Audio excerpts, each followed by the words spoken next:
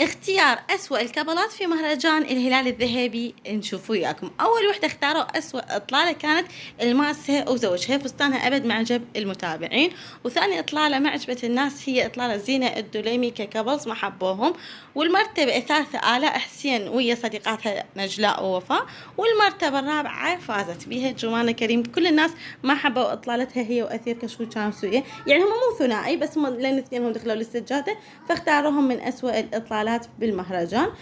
ورغد نخاتو كذلك هم ما عجبتهم ككابلز هي واختها، اثنينهم فساتيهم ما حبوها المتابعين. فاحس عندنا الكابلز اللي حقيقي اللي ما عجب الناس اللي هي ماسة وزينة الدليمي وكذلك جمانة كريم ويا أثير كشكول. انتم اكيد راح تشوفون الفيديوهات البقية اللي نزلتها على كل الاطلالات الأسوأ والاجمل، وراح تختارون انتم اكيد رايكم الاول والاخير بالتعليقات راح نقرا. اذا عجبكم الفيديو لا تنسوا لايك واشتراك وتفعيل زر الجرس، ومنو ما حبيتوا اطلالته ومنو حبيتوا اطلالته كتبوا لي بالتعليقات.